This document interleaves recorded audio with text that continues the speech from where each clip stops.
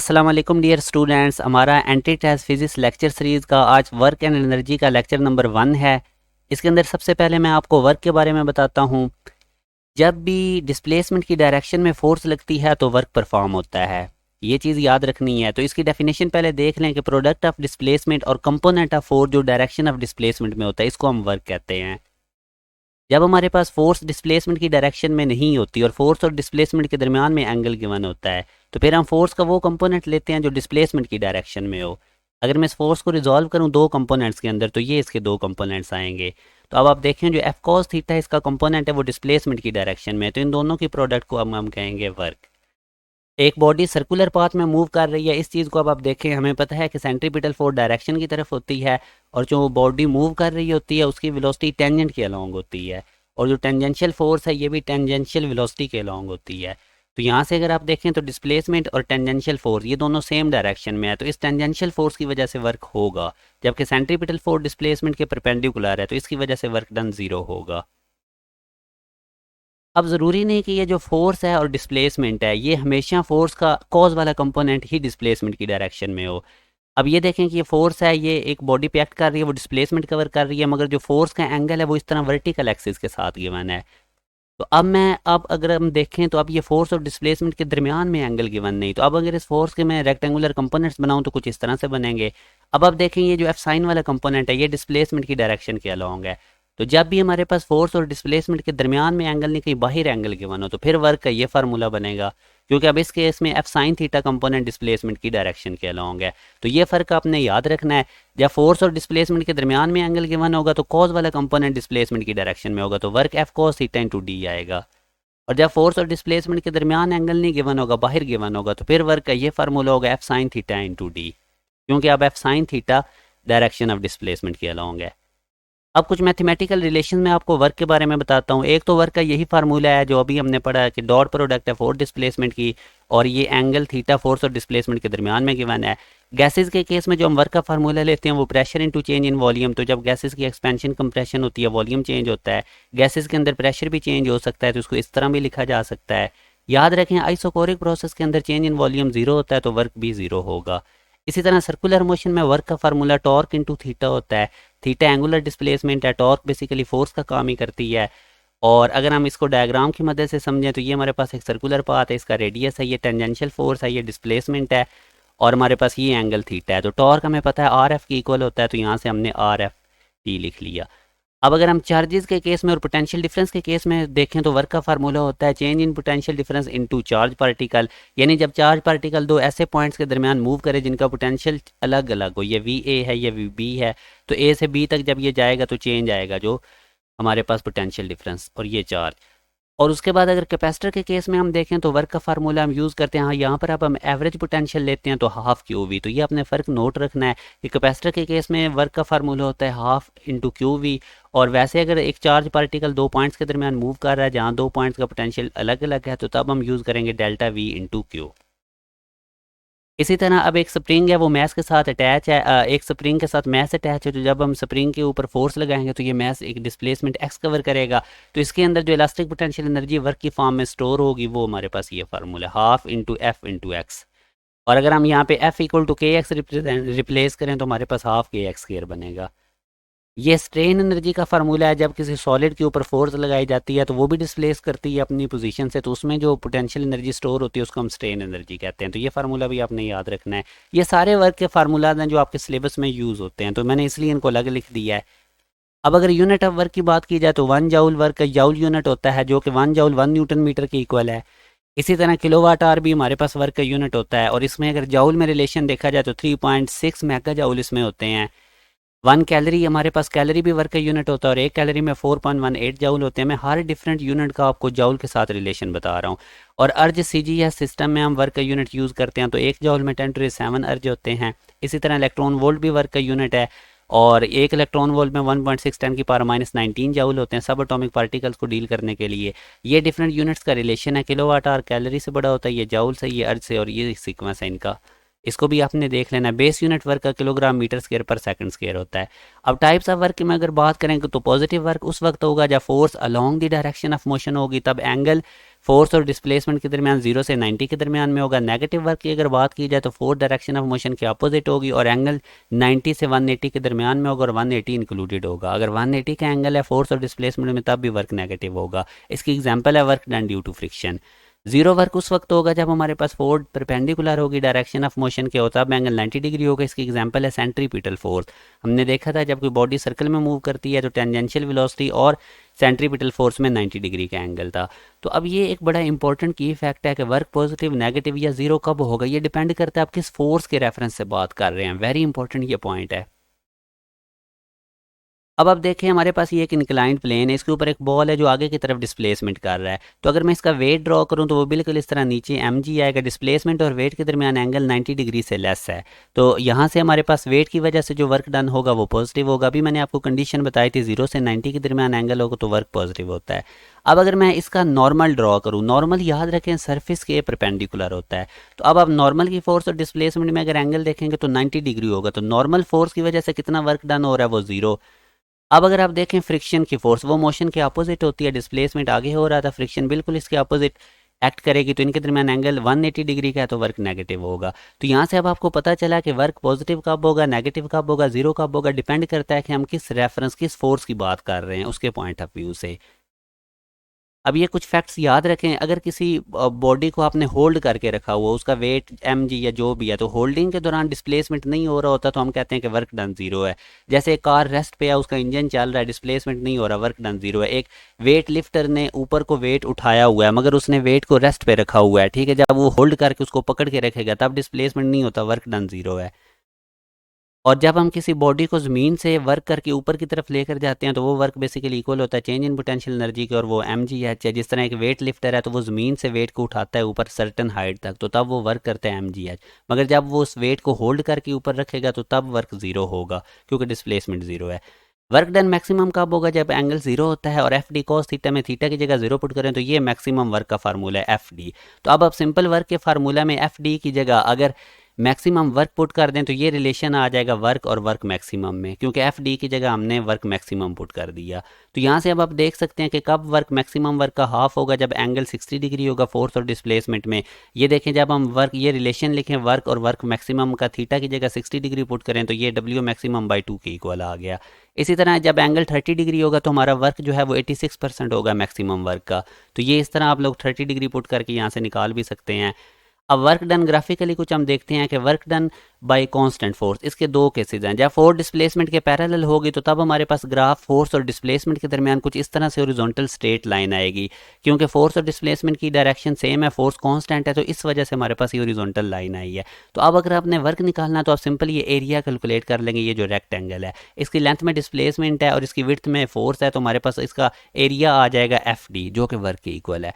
और अगर force displacement की डायरेक्शन में ना हो तो हम फोर्स का वो कंपोनेंट लेते हैं जो डिस्प्लेसमेंट की डायरेक्शन में हो, जो कि कॉस थीटा है। उस केस में जब फोर्स और डिस्प्लेसमेंट के दरमियान में एंगल होगा तो तब हम ग्राफ बनाएंगे एफ कॉस थीटा और डिस्प्लेसमेंट के दरमियान, क्योंकि अब एफ कॉस थीटा डिस्प्लेसमेंट की डायरेक्शन में है। अगेन स्ट्रेट लाइन आएगी क्योंकि फोर्स कांस्टेंट है पैरेलल टू एक्स एक्सिस। तो अगेन इसका अब अगर हम एरिया निकालें तो F cos theta into D आएगा, क्योंकि अब हमारे पास जो विड्थ है वो एफ कॉस थीटा है और डिस्प्लेसमेंट डी है, तो इस रेक्टेंगल का एरिया हमारे पास एफ डी कॉस थीटा आएगा जो कि वर्क की इक्वल है।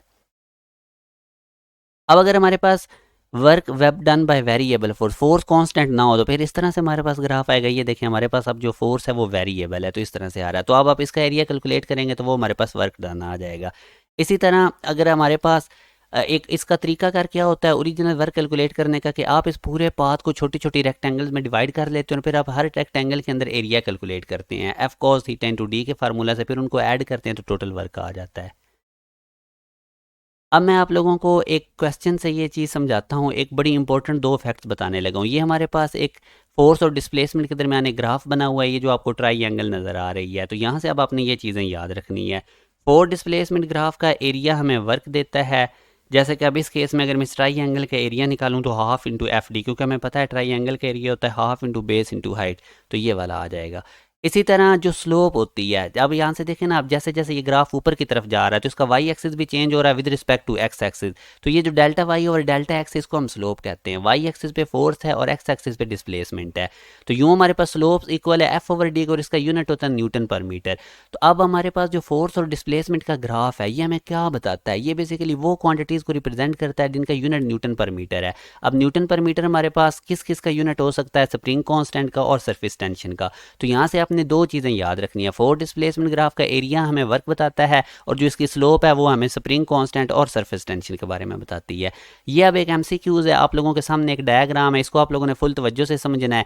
ये देखें, जो आप लोगों को ये ग्राफ की शेप ऊपर नजर आ रही है सेम इसी तरह का आपको ग्राफ नीचे नजर आ रहा है। ये ग्राफ है फोर्स और डिस्प्लेसमेंट के दरमियान। डिस्प्लेसमेंट आपको एक्स एक्सिस पे 1 2 3 4 नजर आ रहा है। अब अगर आप इस रेक्टेंगल को देखें तो इसने 1 से 2 तक डिस्प्लेसमेंट यानी 1 मीटर का डिस्प्लेसमेंट है और कितनी फोर्स के तहत हुआ है, +10।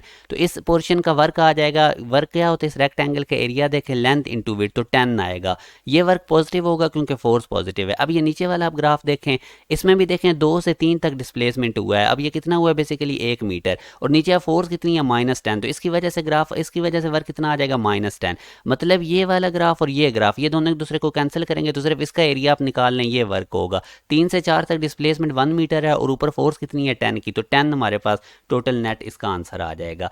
अब ये हमारे पास एक डायग्राम है, इसका हमने वर्क निकालना है। अगेन देखें, इसकी अगर हम शेप देखें तो ये हमारे पास रेक्टेंगल है और ये आगे ट्राईएंगल है। तो दोनों एरियाज कैलकुलेट करें, हमारे पास आंसर आ जाएगा। रेक्टेंगल की देखें विड्थ 5 है और इसकी जो लेंथ है वो 4 है, तो 5 × 4 करेंगे 20 जूल। और ये जो हमारे पास ट्राईएंगल है 4 से 6 तक इसकी बेस 2 है और ऊपर इसकी हाइट देखें 5 है, तो half into base into height करेंगे तो 5 जूल। तो इस तरह हमारे पास टोटल वर्क आ जाएगा इसमें 25 जूल। अब इसी का एक और शॉर्टकट है कि आप इस पूरी डायग्राम को डायरेक्ट भी डील कर सकते हैं। ये बेसिकली ट्रापीजियम है, उसका हम एरिया कैसे निकालते हैं, sum of parallel side multiply by distance between parallel side. अब पैरेलल साइड हमारे पास कौन सी है, एक हमारे पास 0 से लेकर 6 तक की साइड है और एक ऊपर पैरेलल साइड है जो कि हमारे पास 0 से 4 तक। ये देखें, तो इन दोनों का सम करें, 2 पे डिवाइड करें और इनके दरमियान डिस्टेंस से मल्टीप्लाई कर दें। ये दो जो पैरेलल साइड्स हैं इनके दरमियान डिस्टेंस टोटल 5 है। तो ये हमारे पास आंसर आ गया। देखो दोनों केसेस में सेम आया है, जो आपको ईजी मेथड लगता है उससे आप करें। अब याद रखें, जब आपके पास ग्राफ की इस तरह क्लोज शेप होगी तो हमारे पास वर्क डन 0 होगा, जैसे कि ये पहले केस में, क्योंकि डिस्प्लेसमेंट नहीं हो रहा, बॉडी इधर से स्टार्ट हुई थी घूम के दोबारा उधर आ गई। और इस केस में आप देखें कि आपके पास एक बॉडी 1 पॉइंट से 2 पॉइंट तक गई है। उसने ए पाथ, बी पाथ और सी पाथ, ये 3 उसने पाथ चूज़ किए हैं। तो तीनों केसेस में वर्क 0 होगा, क्योंकि आपने पढ़ा था कि work done under gravitational field path पे डिपेंड नहीं करता। तो ये 2 एमसीक्यूज़ भी आपने याद रखने हैं। अब ये हमारे पास एक बड़ा इंपॉर्टेंट एमसीक्यूज़ है, फोर्स डिस्प्लेसमेंट के दरमियान ये कर्व आपको नजर आ रही है, तो इसकी वजह से हमने वर्क निकालना है, ये ऑप्शन है। तो इस तरह का जब भी क्वेश्चन है तो आपने ट्राईएंगल बना लेनी। कैसे, ये देखिए सिर्फ परपेंडिकुलर ड्रा करें और एक ये सीधी लाइन। अब आप देखें कि आपकी जो ट्राईएंगल है वो बड़ी बनी है, ओरिजिनल कर्व इसके नीचे थी और इसने थोड़ा एरिया कवर किया था, मगर ट्राईएंगल ने ज़्यादा एरिया कवर किया है। तो आप सिंपल इस ट्राईएंगल का एरिया निकालें, half into base into height वाले फार्मूला से, ओ ए बी ट्राईएंगल को। तो ये देखें बेस नीचे कितनी थी 6, हाइट कितनी थी 10, तो ये 30 जूल। मगर याद रखें कि ये 30 जूल इस पूरी ट्राईएंगल का एरिया है, जबकि आपके पास जो शेप थी वो नीचे थी। तो इसका मतलब जो ओरिजिनल वाला एरिया है वो लेस है इस 30 जूल से। तो ये आपने इस तरह से इनको डील करना। अब अगेन एक कर्व देखें उसी तरह की, अगेन उसी तरह आप लोग इसकी एक ट्राईएंगल कंस्ट्रक्ट कर लें। तो ये देखें ट्राईएंगल बन गई, मगर अगेन देखें अब इस ट्राईएंगल ने थोड़ा एरिया कवर किया। ओरिजिनल में ये कर्व बाहर से ये देखें ना पीछे को है। तो अब आप इस ट्राईएंगल का एरिया निकालें, हाफ बेस इंटू हाइट के फार्मूला से, बेस 6 थी, हाइट 10 थी, तो ये हमारे पास 30 जूल आया। मगर आप देखें ओरिजिनल में कर्व ज़्यादा एरिया कवर कर रही है, ये ब्लैक वाली कर्व, मगर ये जो ब्लू में आपको ट्राईएंगल नज़र आ रही है इसने थोड़ा एरिया कवर किया। तो यूँ हमारे पास जो ओरिजिनल एरिया है वो बड़ा है। तो अब इन ऑप्शन में 30 जूल से बड़े वाला ऑप्शन कौन सा है, ये बीटा वाला, तो बीटा इसका ठीक है। अब हम वर्क एनर्जी प्रिंसिपल देखते हैं। जब भी किसी बॉडी पे वर्क किया जाए तो वो चेंज इन काइनेटिक एनर्जी के इक्वल होता है। वर्क का फार्मूला होता है एफ इंटू डिस्प्लेसमेंट या डिस्टेंस आप कह लें, और ये change in kinetic energy final minus initial. M इसमें से कॉमन निकाल लें, तो ये फॉर्म आपने याद रखनी है। अब ये एक एमसीक्यूज आप देखें कि वर्क एनर्जी प्रिंसिपल कहाँ एप्लीकेबल होता है। देखें अर्थ के ऊपर जब हम किसी बॉडी पे वर्क करते हैं चेंज इन काइनेटिक एनर्जी के इक्वल है। जब किसी बॉडी को जमीन से उठा के हाइट पे लेकर जाते हैं तो वो चेंज इन पोटेंशियल एनर्जी के इक्वल है। स्प्रिंग को जब हम खींचते हैं तो उसके अंदर वर्क डन इक्वल होता है change in elastic potential energy के। तो इसका मतलब ऑल ऑफ दीज हमारे पास ठीक है। इसका बच्चे अमूमन ए ऑप्शन लगा देते हैं, तो ये भी आपने याद रखना है। अब कुछ पास पेपर के हम एमसीक्यूज डिस्कस करते हैं। 2 kg का एक मैस है वो हॉरिजॉन्टल टेबल पे पड़ा है, उसको 5 मीटर सेंटीमीटर के डिस्टेंस तक हम डिस्प्लेस करते हैं तो कितना वर्क होगा। तो अगेन देखें नॉर्मल फोर्स की वजह से वो वर्क पूछ रहा है, रेफरेंस फोर्स यहाँ पे नॉर्मल है, डिस्प्लेसमेंट आगे की तरफ हो रहा है, एंगल इनमें 90 डिग्री है तो वर्क 0 होगा। अब इसी तरह आप लोग क्वेश्चन नंबर 2 देखें, एक बॉडी पहले रेस्ट पे थी 5 kg की, तो उसके ऊपर 2 न्यूटन की फोर्स लगा के 10 सेकंड में वो कहता है कितना वर्क हुआ। तो अब इसमें देखिए उसने आप लोगों को डिस्टेंस नहीं दिया, तो वर्क का फार्मूला होता है एफ एस, पहले आप डिस्टेंस निकालें सेकंड इक्वेशन से। जब भी वो इस तरह की क्वेश्चन और डिस्टेंस ना दे, कहता है बॉडी रेस्ट पे है, टाइम दे दे, तो सेकंड इक्वेशन से डिस्टेंस निकाल लें। रेस्ट की वजह से वी आई 0 हो जाएगी, तो ये इक्वेशन बनी। इसके अंदर बस अब सिंपल आप एक्सेलरेशन को रिप्लेस कर दें फोर्स ओवर मैस है, क्योंकि फोर्स मैस गिवन है, यहाँ से आप लोग डिस्टेंस निकाल लें, वर्क का फार्मूला यूज़ करें, उसमें वैल्यूज प्लग इन करें, 40 जूल आंसर आ जाएगा। अब आप तीसरे वाला अब आप लोग क्वेश्चन देखें, इसमें वो कहता है कि 4 आइडेंटिकल ब्लॉक्स हैं, वो एक पड़े हुए हैं टेबल पे, तो उनको एक दूसरे के ऊपर प्लेस करना है, तो कितना वर्क करना पड़ेगा, स्टैक बनाना है। तो इसको मैं आपको शॉर्ट ट्रिक बता देता हूँ, ये शॉर्ट ट्रिक याद रखें। एन से मुराद है वो जितने ब्लॉक्स या ब्रिक्स आपको कहते हैं कि एक दूसरे के ऊपर जोड़नी है तो कितना वर्क करना पड़ेगा। यहाँ पे वो कितनी कह रहा था 4, तो एन की जगह 4 पुट करें। तो अब जाहिर है कि अब एन की जगह 4 पुट करेंगे तो 4 × 4 - 1/2, तो हमारे पास 6 mg। ये शॉर्ट ट्रिक आपने याद रखना है जब भी इस तरह का क्वेश्चन है कि आपको वो कहता है कि एक ब्लॉक है या ब्रिक है, उसका मैस m है, थिकनेस h है, तो उसको एक दूसरे के ऊपर जोड़ना है, स्टैक बनाना है, कितना वर्क करना पड़ेगा। तो ये शॉर्ट ट्रिक मैंने आपको बता दिया। अब नेक्स्ट वाला क्वेश्चन देखें, वो कहता है फोर्स आप लोगों को रेक्टेंगुलर कंपोनेंट्स की फॉर्म में गिवन है और वो कहता है कि डिस्प्लेसमेंट हो रहा है वाई एक्सिस में। तो हमें पता है वाई एक्सिस के लिए हम यूनिट वेक्टर जे यूज़ करते हैं, तो अब डॉट प्रोडक्ट वर्क का फार्मूला लिखें, ये फोर्स लिखें, साथ जे वाई एक्सिस के लिए आप डिस्प्लेसमेंट के साथ जे लगा दें। तो अब इनकी डॉट कैसे लेते हैं, जे वाले को जे वाले से मल्टीप्लाई करते हैं, आई के कोफिशिएंट को आई से, मगर आई के तो कोफिशिएंट गिवन नहीं डिस्प्लेसमेंट वाले वैक्टर में, तो यहाँ पे सिर्फ जे वाला गिवन था, तो 15 को 10 से मल्टीप्लाई करेंगे तो 150 जूल हमारे पास वर्क आएगा। इस तरह से भी ये क्वेश्चन आते हैं रेक्टेंगुलर कंपोनेंट्स की फॉर्म में, तो आप लोगों ने डॉट प्रोडक्ट का कॉन्सेप्ट यूज़ करना है। तो यहाँ से सी ऑप्शन है। इसी तरह अब हम नेक्स्ट क्वेश्चन देते हैं कि एक बंदा है वो 2 मीटर को उसने डिस्प्लेसमेंट दिया हुआ, एक्सेलरेशन भी बता दिया है, और वो कहता है कि उसने ऑब्जेक्ट को होल्ड करके रखा हुआ है। याद रखें जब भी किसी ऑब्जेक्ट को होल्ड करके रखा हो तो डिस्प्लेसमेंट 0 होता है, तो वर्क भी 0 हो जाएगा।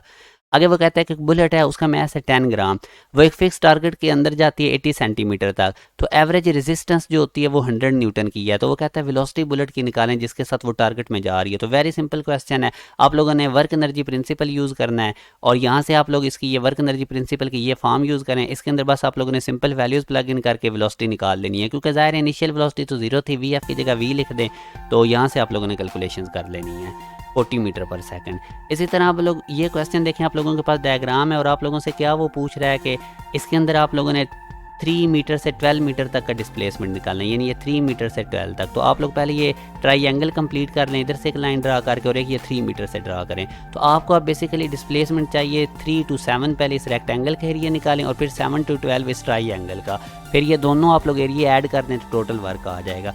तो ये देखें पहले हमने रेक्टेंगल का एरिया निकाला प्लस आगे हमने ये ट्राइंगल का निकाला, तो आगे वो आपको ये देखना अगर रेक्टेंगल देखें 3 to 7 4 इसकी लेंथ है और 2 इसकी विड्थ है, तो दोनों को मल्टीप्लाई किया ये हमारे पास आ गया। और इसी तरह ट्राइंगल के केस में देखें 7 to 12 इसकी बेस है और ये इसकी ऊपर 2 तक हाइट है, तो हाफ बेस इंटू हाइट का फार्मूला यूज़ किया, तो टोटल हमारे पास वर्क ये आ गया 13 जूल।